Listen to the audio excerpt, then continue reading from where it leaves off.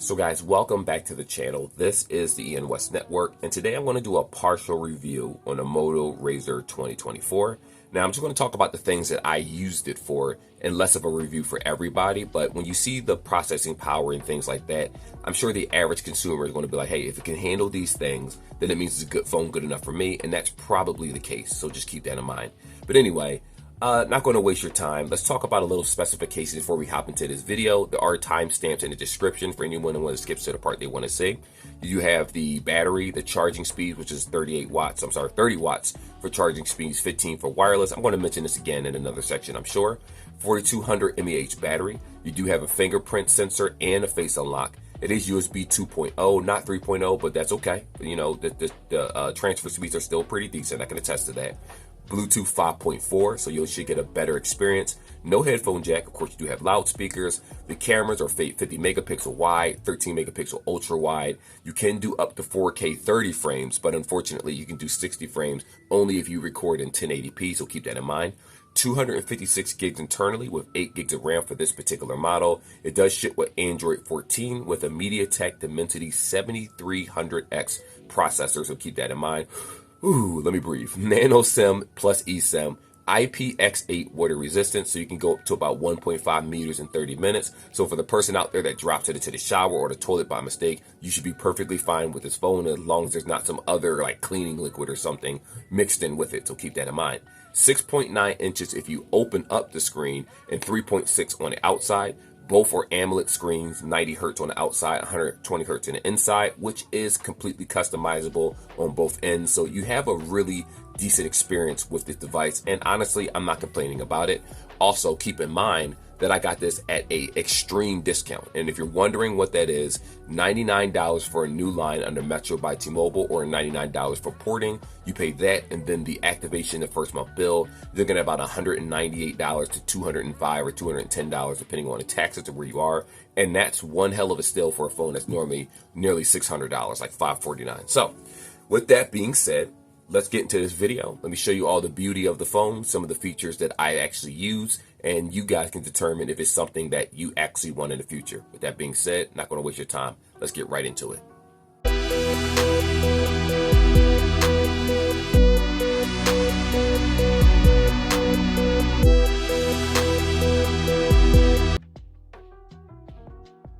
So let me just say that I wasn't a huge Motorola fan a few years ago, but I always liked the Stylus or Stylo series. No, the Stylo was LG, I'm sorry, the G Stylus series. But the specs was never good enough. So OnePlus was my go-to for Metro by T-Mobile. Oh, by the way, plastic-free, recyclable soy ink to someone that cares about that type of stuff. But anyway, inside of here, you don't get much. It's just a charger cable. I'll get back to my little rant in a second. But right here, you just have the charger cable and it looks like some booklets. To be honest with you, you're not going to really need the booklets to read. Right here, you have your USB-C cable, you have the booklets underneath. I'm going to leave that nicely tucked in because I don't really use the cords that come with devices because I have so many different types of cables in general. So I'm just going to put that to the side.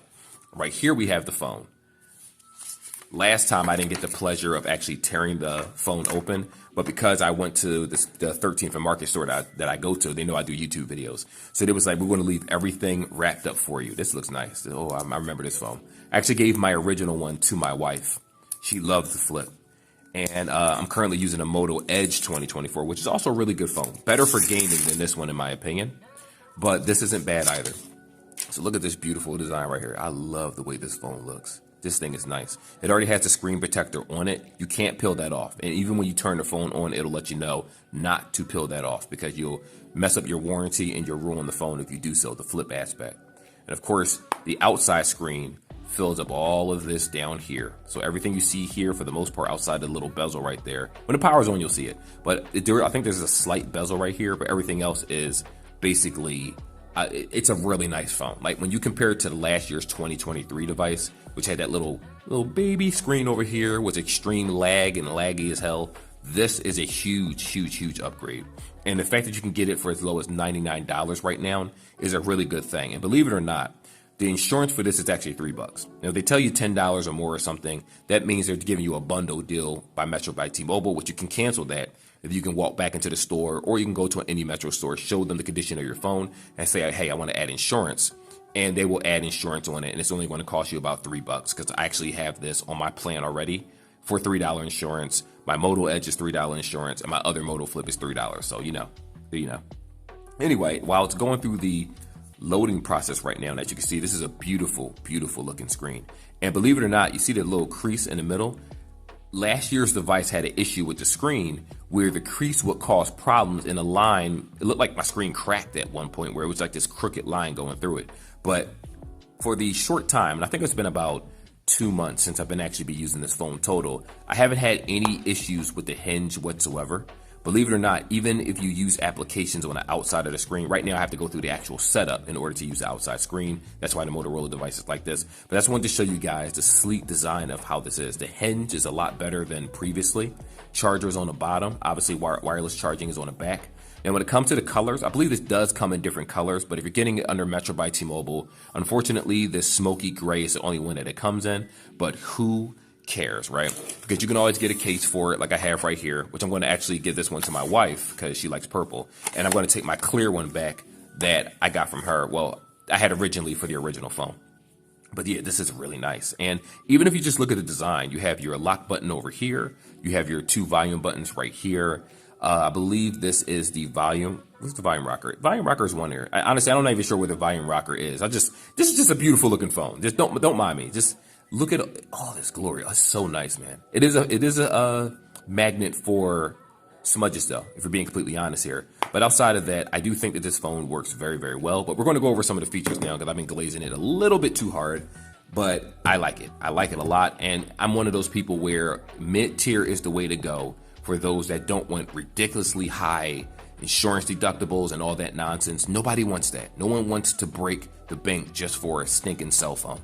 And this right here, Motorola did one of the best jobs. I never thought they would make one of the best flips out there, but hey, they did. Anyway, with that being said, let's go over to the next section. I'm going to show you a little bit about the screens. So the gaming experience on this has been average at best. Let me explain. Now, for the people out there that like the Moto Flip right here, let me tell you something. This is the primary phone that I use on a regular basis. I also do have the Moto Edge and have a review on that too, and a comparison coming soon enough. But the point is that this phone doesn't perform as well in a gaming category. Now, Call of Duty Mobile, I'm sure you're looking at the screen and you see things playing all around you. When it comes to Call of Duty, let's go through each game. I didn't download the HD graphics for a reason because it doesn't handle it very well. Sometimes this runs flawlessly, and then you may have 2 or 3 matches, maybe one, then it just starts lagging out of nowhere. So I have to actually close the application and go back into the game. So if you're a person out there and you're doing like competitive play or anything like that, it's not going to run very well. You see Dead Cells, that's pretty much on the lowest setting with 30 frames. And when it came to Diablo Immortal, everything was also on the lowest setting possible, except for Water, which was on like high as a default.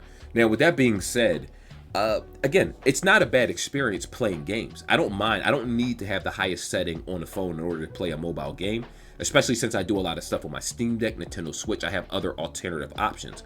But if you're a person out there and you use your phone primarily for everything, especially for gaming, or you're buying this for a younger person that's into a lot of mobile apps, or older, I don't discriminate. I play mobile games too. The other phone, the Moto Edge, in my opinion, will run much better in that regard. It actually plays games at a much, much higher capacity, if we're being honest here. Though, you know, the flip aspect of it is what really got me. Now, lastly, when it comes to the editing of applications, it's average at best. Let's say it may take, I don't know, I can't give you the exact time, that I didn't actually time it. But if I edit a video that's about 3 or 4 gigs, it does take not a few minutes, but maybe 5 to 10 minutes or so, roughly. I forget, using UCut in order to actually go through the process of editing that video. Now, normally to an average person, you may say that doesn't really seem that bad since you're doing everything on a phone, but you do have to understand I had Apple devices. I've had OnePlus devices, the more high-end ones, and they take a quarter of the time, if even that, in order to convert. So for the person out there that's looking to start, you know, just doing low edits or recording videos and stuff, I think this phone would do just fine. As a matter of fact, some of the videos, this video that you see here is actually being recorded, certain segments, on the actual Moto Edge phone itself. So the cameras on these devices do work very well. They're not super high end, but it is definitely better, you know, good enough for the average consumer. But the gaming experience, I'm going to be honest, if you plan on playing Genshin Impact and all these games, expect some form of lag. and expect for your phone to slow down a little bit because it doesn't really handle it super well compared to its brother over here, which is called the Moto Edge 2024. For gaming, Moto Edge, but for everything else, like the aesthetic, how it runs, just going through applications on a regular basis, for the most part, I don't have any issues whatsoever, and I think that as you, the possible consumer considering the phone, you'll be fine with it too. So just keep that in mind. There's two things that we're going to need to talk about. One is going to be the inside screen and one is the outside screen. Now, if you're wondering right now, there's no on-screen fingerprint. It's actually the lock button right here. So if you press it, you'll unlock the phone, you'll lock it. But if you place your finger on top of it, well, I already have it unlocked, so let me just lock it first, and then I'm going to do it. Here we go. Bam. You feel the vibration, and it unlocks. Now, you do have the option to turn off vibration for every single key press. Some people do like doing that. So on the outside screen, trying to make this video a little bit shorter, you have let me just make sure I have my specifications correct, 3.6-inch screen, 1056 by 1066 pixels. The PPI is going to be 413, Gorilla Glass Victus, and you're pretty much good. So this is an AMOLED screen on the outside. You have 90 hertz, that's what it goes up to, and HDR10 plus 1700 nits is the maximum brightness, which is not bad for a 3.6-inch screen. Now, you do have the option to customize the wallpaper in the background, whether you're using like live wallpaper or something like that. Well, when I say live wallpaper, I'm referring to the Motorola wallpapers that come with it, or you can actually use your physical contact or wallpaper, Google wallpaper, whatever it is on the outside screen. So in order to do that, all you got to do is hold the outside screen. You're going to hit lock. You tap themes right here. And let me tap this. Get out of here. Hit the X. I'm doing the first time setup. Here's the themes right here. But if you open up the screen on the main menu, you actually have the option to change physical wallpaper and pictures that you personally have, which is pretty cool. Now, another feature right here is that you have panels. So I can add more panels in this. I cut mine down to just apps, the main screen, and the phone dialer right here. You can dial everything from the outside. I want to give you an example. If you hit this little edit button, these are all the applications that's currently on the phone, right? And if I click on one of them, like for instance, visual voicemail, and then I hit plus, it'll be on the outside screen. I can unhighlight it and take this away and organize it the way I want to. But if I hit offer up from the outside, normally what these applications will say is, do you want to use offer up for the outside screen? You hit allow. And then you're able to just browse offer up like a regular person with no problems whatsoever. Now, the internet is going to run slow because, well, I just got the phone again. I gave my original one to my wife, so I'm just reviewing it for this reason. And I'm in a very terrible service area, but as you can see, this is no connection issues. Network connection issues is where I'm working right now. But yeah, everything runs very, very well from the outside screen. And if you flip it open, you actually have the option to continue exactly what it is that you're doing. So keep in mind, I want to show you again. If I go to Maps, it's going to say allow. Hit yes. And then Maps will pop up where I can do everything from the outside screen. Same with music, same with basically any application that you use. Keep that in mind. Now, when you flip it open, this is where the magic is. You got a 6.9-inch screen, which is a pretty big screen. 1080 by 2640 pixels. PPI is going to be 413 for people that are wondering. That's why I say the screens nowadays are pretty good, because the PPIs is normally about 3-something, 390, 380, 380 and up for most mid-tier devices, which is really good. Now, you do have an AMOLED screen also, 120 hertz, but you have the option to go into the settings and actually changing that. So I'm just going to show you that right now. If you go to the settings and go to display right here, it will say refresh rate high, 120 hertz and 60 hertz. That's the only options that you get for this particular device. I think the Moto Edge actually gave you 60, 120, and 144, but this one does 60 and 120 hertz. So 9 times out of 10, keep it on 120 hertz, because if you switch it, I'll be honest with you, you're going to notice that it's going to be very laggy at 60. It looks slower. It feels slower. It's like you have an iPhone in your hand, like the base iPhone, and it doesn't move very well. So I suggest keeping it on 120 hertz anyway. Also, there's one other thing we got to talk about since we're looking at the screen. The battery. Right here where it says optimized charging and charging protection, my suggestion is to keep that off. Keep this off right here, because what ends up happening is it'll actually charge your phone slower if you have those features on. I leave them off because I want to be able to have that 30-watt fast charging, And, you know, the deductible for this is probably about 50 bucks or so in the Metro, because the insurance is only a whopping $3 a month. So, you know, you're saving a lot of money by getting this phone. Let me get that dust off of here. There's a lot of smudges. This is a smudge magic. I'm going to be honest with you. I know there's some people out there that hate looking at smudges on these videos, but this is, in fact, a smudge magnet on the front and inside of the screen. The bottom, not so much. But anyway, both of these screens are very, very good. I think that anyone that purchases this won't have a problem with the colors, though it does look a tad bit washed out right here. I will say that Motorola screens aren't really as sharp as Samsung with the Super AMOLED, but who cares at the end of the day? You want something that works, it looks well. I dropped it. This is definitely a premium looking phone in my opinion, and the price tag is normally about 500 something bucks, and you're getting a lot for a prepaid carrier. So I apologize, guys. I've been dropping this phone all day, to be honest with you, since I purchased it. I am so exhausted, and I know I can't use that as an excuse, but it is what it is. But I think that anyone that sees these screens is definitely going to like both the outside and, of course, the inside screen itself. So let's talk a little bit about the cameras on the Moto Edge 2024. Now, I'm a firm believer that I actually use the products that I always talk about. So I do make recordings off of the Motorola Motorola RAZR 2024, and this one is a Moto Edge. I actually have both of them, but for video purposes, we're talking about the RAZR 2024 right here. So the specifications, here they are, where it says main camera, and then one that says selfie camera. So you can take a look at that yourself, but I'm going to just give you the short version of that. So when it comes to the main camera, it's 50 megapixels. It's a 50 megapixel wide camera, and the secondary one is a 13 megapixel ultra wide. You are able to do 4K. Only 30 frames, unfortunately, and you can do up to 60 frames if you do 1080p. It gives you the options of the settings when you actually change between ultra wide and things like that. The single camera, apologize, in the inside is 32 megapixels, and that one's also a wide. It is capable of also the same thing, 4K, 30 frames, and 1080p, 60 frames. So just keep in mind that the phone does get a little warm when you're using the cameras excessively. Nothing like an old Pixel device. Remember the old Pixel phones where it would turn into a fireball and you could just throw it? That was the closest thing to a Note 7. But outside of that, it does work pretty well, and I'm going to show you some imagery right now so you can just see it for yourself. Some videos are at night, one video is during the day, but you'll get an idea of how well the cameras actually work.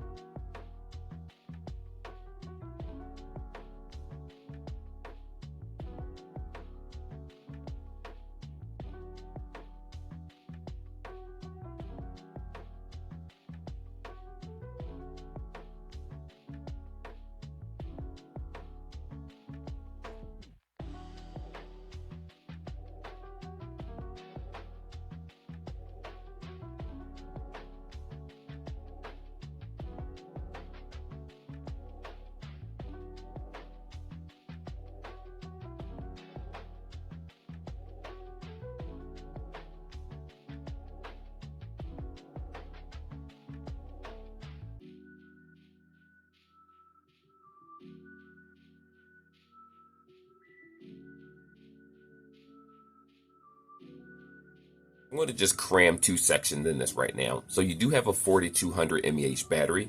The charging speeds on this is 30 wired and 15 wireless charging, which is a pretty good thing. 58 minutes. 30 minutes will give you about 58% charge, so keep that in mind. It doesn't charge as fast as its counterpart, the Moto Edge 2024. That one could do it in about 39 minutes from 0 to 100%. So if battery life is more important to you in terms of charging speeds, you're going to go with that other Moto. But a lot of people might just like the aesthetic of this phone. I think it's pretty cool. But more importantly, we're here to talk about the speakers. I'm going to just play some sound profiles for you. It says it does have stereo speakers. I'm not sure which ones it's broken down. But more importantly, hearing it is better than just me talking about it. So let me shut up. First I'm going to play is Warzone, and then we'll try another one that has vocals. This is max volume, by the way.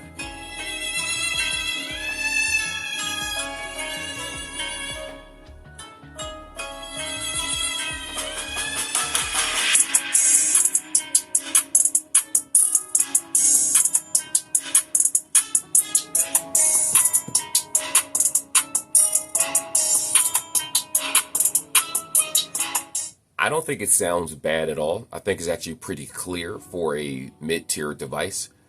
If you're listening to horror movies or playing Call of Duty Mobile or any game or watching a podcast, whatever you're doing, I haven't had any issues with the speakers on blast at 100% while I was playing.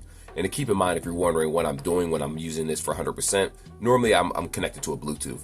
But while I'm sitting at my desk doing some edits or something, I normally just take this phone right here and kind of give it a little crack right there so that I can just play the music or play whatever podcast, or I'll just set it up like this and it'll just play YouTube videos and things, and I could just listen to it as is. So far, it actually runs very, very well in terms of just quality. I haven't had any crackles or any problems, no speakers spitting and going in and out so far. Of course, I only had the phone for about a month and a half or so. Well, this particular one is brand new. I had the phone prior to this. I gave it to my wife, but so far it's been pretty good. Anyway, we're going to go ahead and try another song. This one's going to be Ice and Fire, so you can hear the vocals.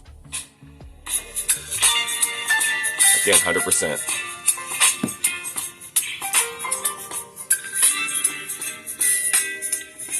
You can feel it vibrating on the top right here. I